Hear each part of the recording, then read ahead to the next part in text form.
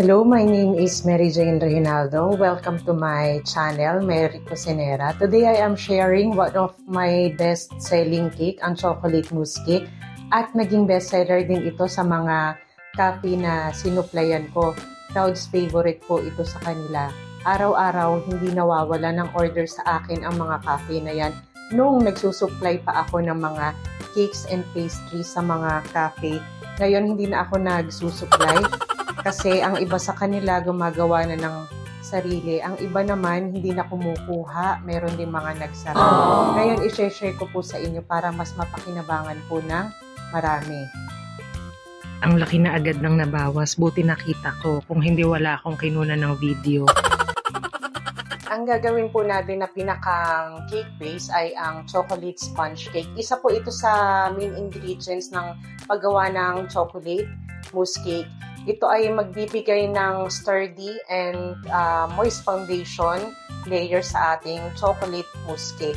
Yung kanyang subtle sweetness na characteristic, pinabalance out niya ang intense flavor ng chocolate mousse.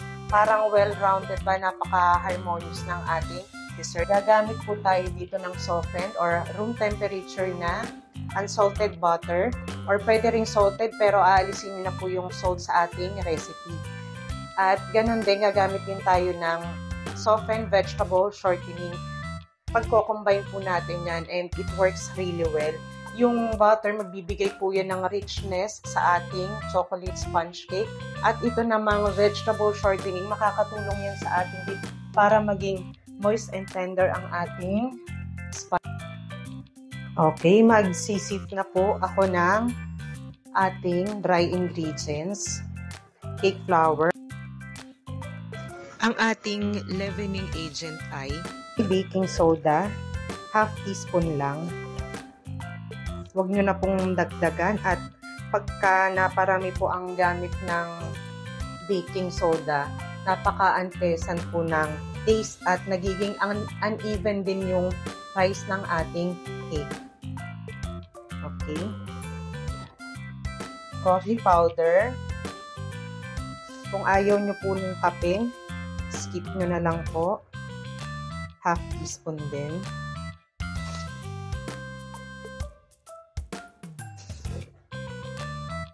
Pinch of salt.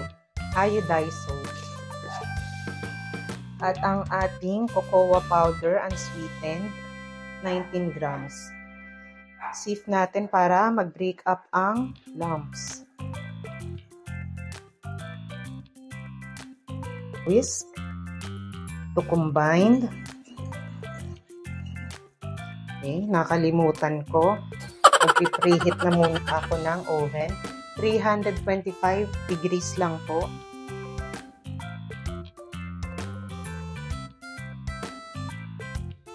Okay, ngayon naman, pagsama-samahin natin ang ating room temperature po or softened, ang ating vegetable shortening. Ang size nga po pala ng cake na ito, manipis lang. Talagang yung pinakang base lang. Kung gusto nyo po mas malaki at may iba kayong flavor na gustong gawin sa sponge cake, doblehin nyo na lang po yung recipe natin. Pero ang gawin nyo po dun sa eggs ay gawin nyo lang 5 pieces po na large. Okay, lalagyan ko rin po ng granulated sugar, 40 grams. I-cream lang po natin to ng low to medium speed hanggang sa maging light and fluffy na.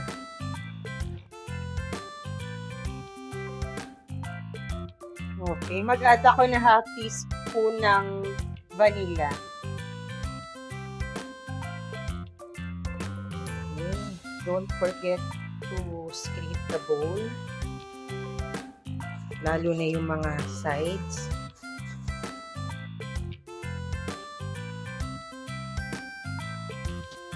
Add egg yolks one at a time. 3 pieces po ito. Don't forget to scrape the bowl.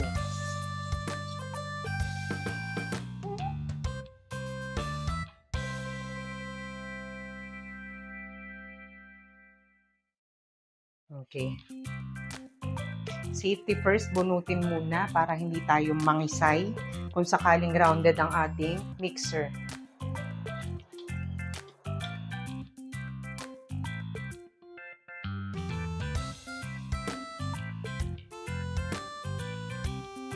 Iisalin ko ang dry ingredients para laki-laki.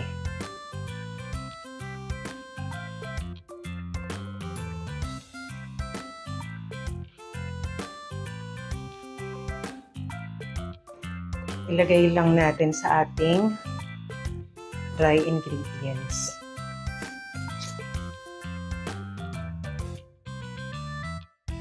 Okay, mix lang natin slowly para mag-combine ang ating mga ingredients.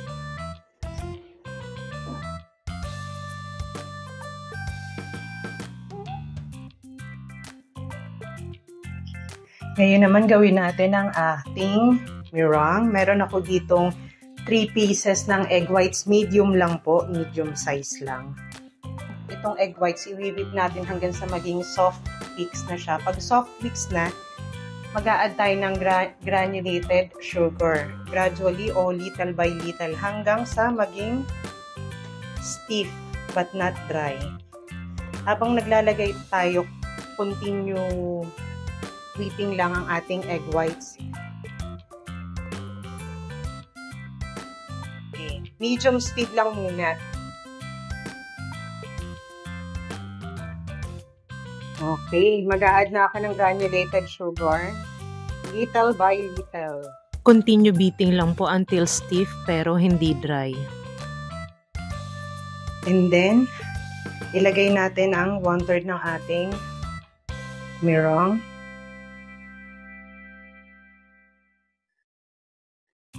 Hold hanggang sa malighten ang color.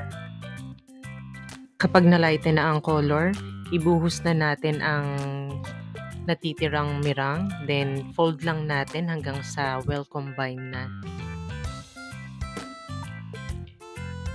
Okay. Then, ilalagay na natin sa ating pan. Ang gara nung mixer ko, kasi hindi naabot yung ilalim. Kaya, nilalagyan ko ng towel. Ilagay na natin ang ating cake batter sa 9-inch round pan. Again, grease and line ang bottom ng ating pan. Shoutout nga po pala sa mga tropang gutom. Ang aking friends. Tropang gutom ang tawag sa amin. Dahil wala na kaming ginawa kundi kumain nung kami nag-aaral pa. Gamit ang offset spatula, patagin natin ang ating cake batter para naman maganda ang rise niya.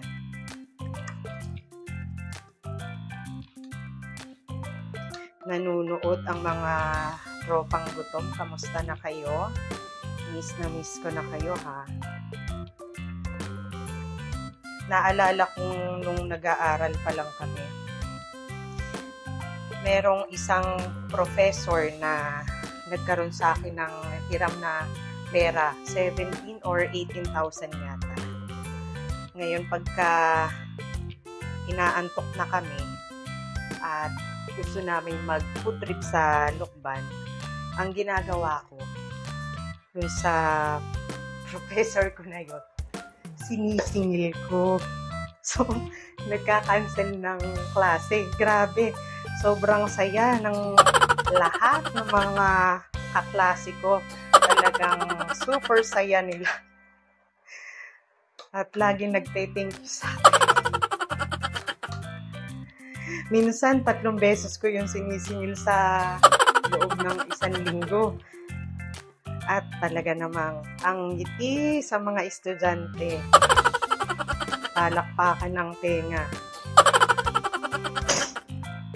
Long time ago na yon. So, may kalokohan din ako nung kabataan. Ngayon, itap natin para maalis ang air o bubbles. Then, ibe-bake ko na po ito Sa preheated oven, 325 degrees Fahrenheit for about 13 minutes or until toothpick inserted comes out clean. Right after mabake natin ang sponge cake, pwede na rin naman natin itong tanggalin kaagad sa kanyang pan. Then, i-transfer na natin sa ating cooling rack. Nakalimutan ko nga palang lagyan ng wax paper. Mas maganda kung lagyan nyo para dumikit na doon yung ibabaw ng ating cake. Habol pa naman dahil sobrang init pa kaya lalagyan ko na rin.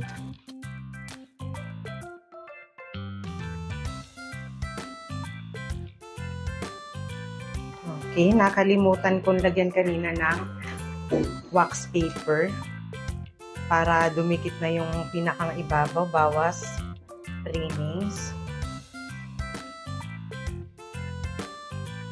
Okay. May natira pa, so sasaidin ko po at yan ay may aftertaste. Naalis po talaga yan. Sarap.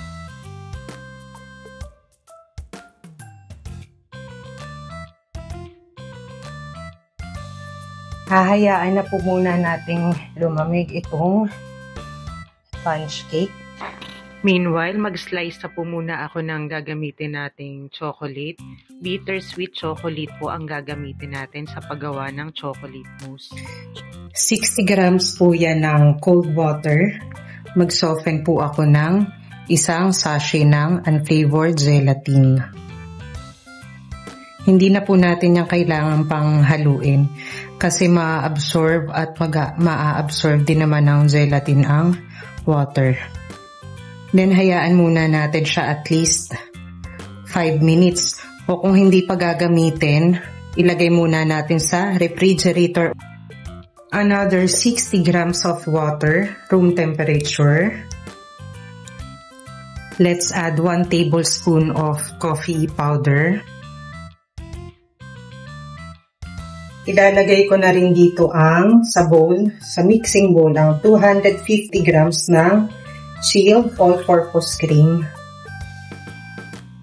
At ilalagay ko muna sa chiller at pati ang gelatin kasi sobrang init ngayon.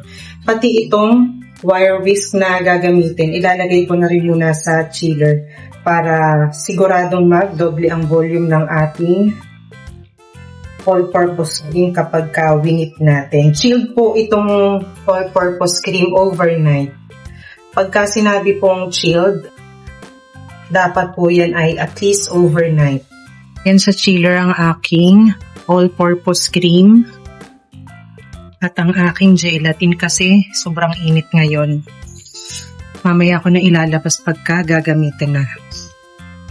Okay, ngayon, okay na ang ating sponge cake.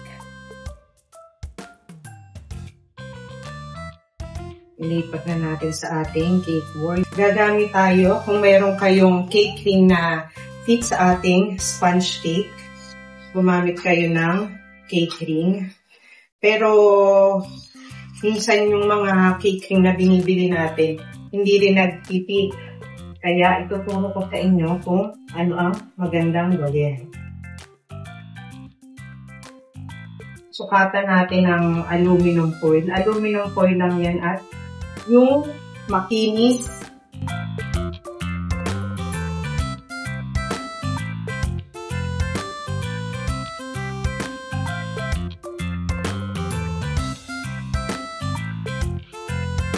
Fold natin sa gitna. Then, cast po natin sa middle. Yung isa, itabi natin kasi magagamit pa natin yun. Sa susunod na maisipan natin mag-bake ulit ng chocolate mousse or kung ipapa-order nyo para hindi sayang. Kasi okay naman na dito yung dalawang fold lang. Okay na. I-fold lang po natin sa gitna ulit.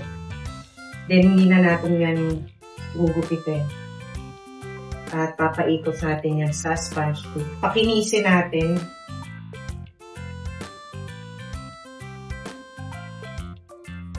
Okay, pakinisin.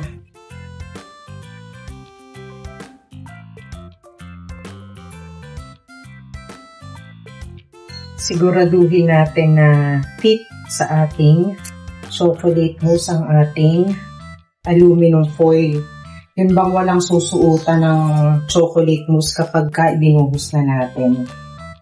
Lalagyan natin ng tape para ma-lock ang ating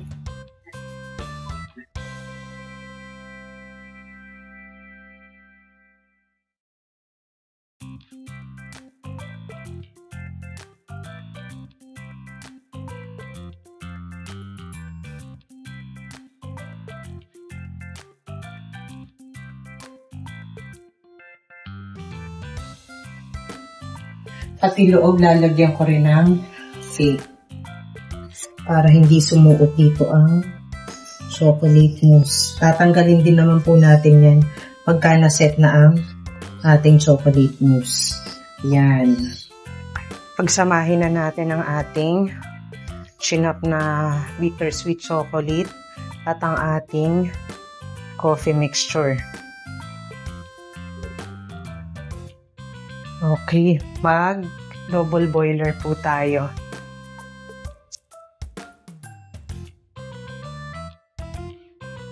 Tutunawin lang po natin itong ating chocolate dito muna. Temper natin ang 3 pieces ng egg yolks para hindi mag-scramble. Lagyan natin ng konting chocolate mixture. Then beat natin para hindi naman nabibigla ang ating egg yolks. Then, ibabalik ulit natin sa ating mixture. Then, continue mixing lang po for at least 10 seconds. Then, ilalagay na rin natin ang ating gelatin.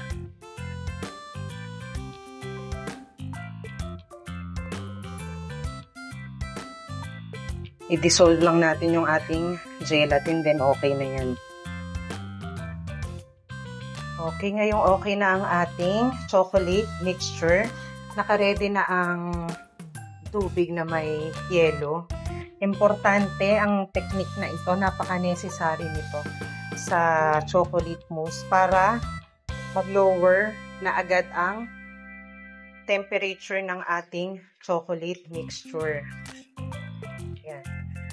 Hahaluin natin habang nakalubog dito sa tubig na may yelo.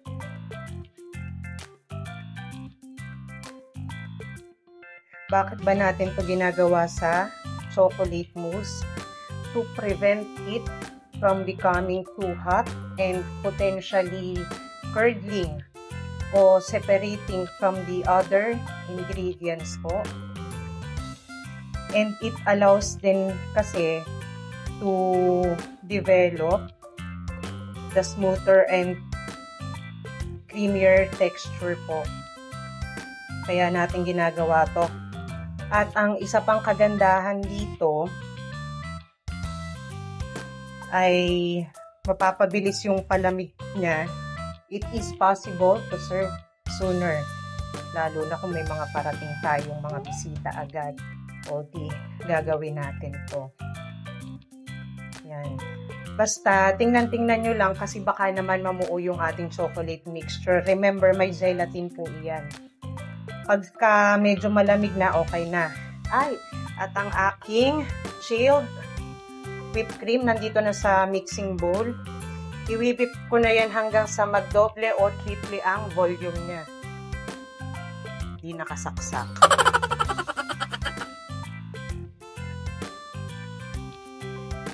Okay. Yan, okay na.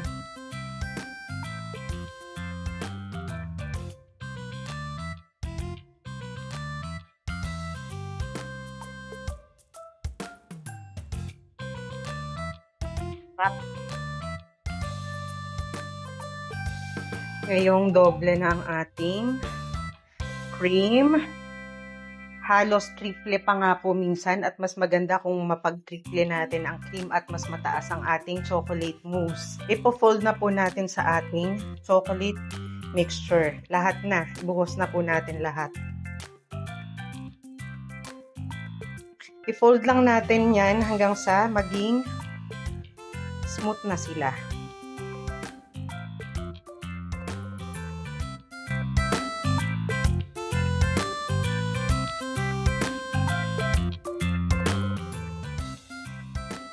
Grabe, sobrang init.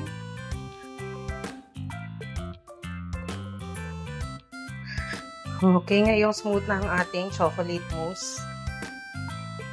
Ilagay na natin sa ating sponge cake. Wala po akong binago dito sa timpla ko. At gusto kong maging masaya rin kayo pagka ginawa nyo at natikman nyo itong aking chocolate mousse cake.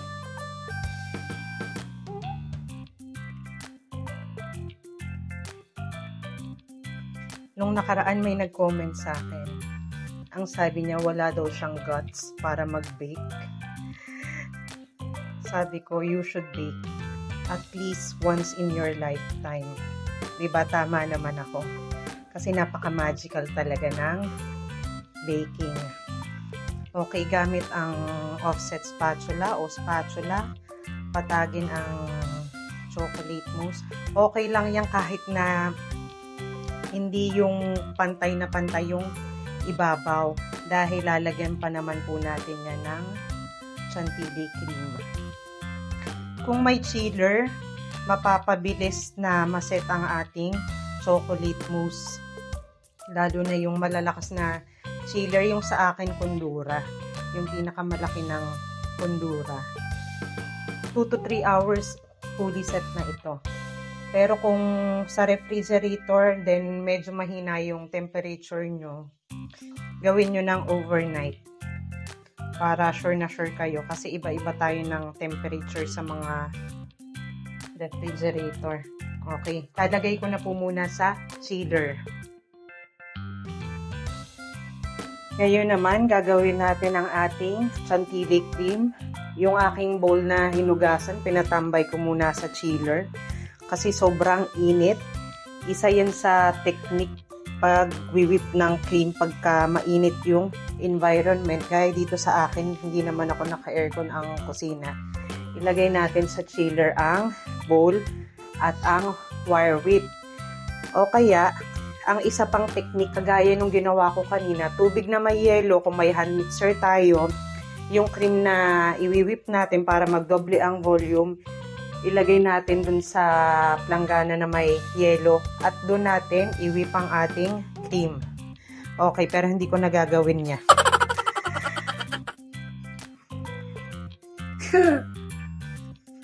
Dito ka lang. Ay, opo. Ay. Okay, mag-measure ako ng 250 grams ng heavy cream. Tingnan mo kung 250 na. Yun. 250, 250. Okay. Wala pa. Sabihin mo sa akin. 250, 250 grams. 3. Ayun, okay na ba? Oo. Yan. Okay lang. Lalagyan po natin ng 2 tablespoons ng confectioner's sugar. Sifted. Sige, sift mo na.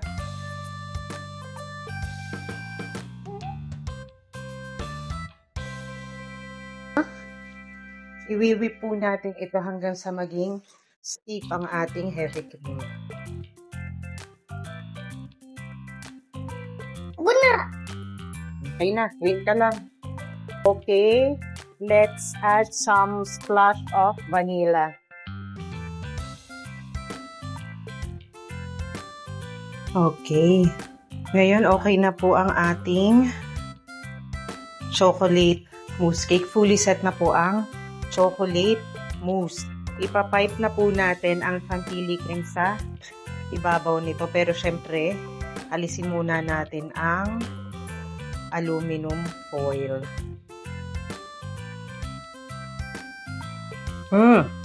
Sarap. Hindi lang siya ganun kakinis tingnan kasi aluminum foil yung aking ginamit. Medyo may yukos-yukos. Pero ang sarap. Kailangan nyo yung gawin. At sigurado hindi na kayo bibili ng chocolate mousse cake sa mga mamahaling bake shop or cake shop or cafe. Kayo na pong bahala kung anong tip ang gagamitin nyo. Ito yung tip na gagamitin ko. Andyan sa inyong mga screen. Kung ibang tip ang gusto nyo, okay lang po. Ipapipe lang natin sa ibabaw ng ating chocolate mousse cake. Dagdag richness itong chantilly cream. Parang balanseng-balanse lang yung flavor. Pero may mga nag-o-order din sa akin. Ganache yung gusto niyang nasa pinakang ibabaw. Pero ako, mas gusto ko itong chantilly cream. At parang perfect combination ba para sa akin.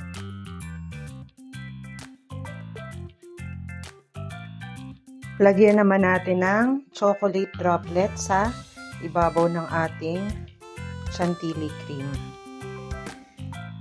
Pwede kayong gumawa ng maliliit nito. Yung cake in a tub na uso ngayon. Ginagawa ko yan. At mas malaki rin po ang kita sa maliliit. Sukatin nyo lang yung sponge cake pagka na-bake nyo na sa gagamitin yung canister. O kaya, kung ayaw nyo na ng sukat-sukat pa or may masayang na sponge cake, slice nyo into cubes. Then, isunod nyo ang chocolate mousse then chantilly cream. Mag-slice na tayo. Okay. Mag-slice na tayo ng ating chocolate mousse cake. Wow! The perfect slice. Okay, tikman na natin ang aking favorite chocolate mousse.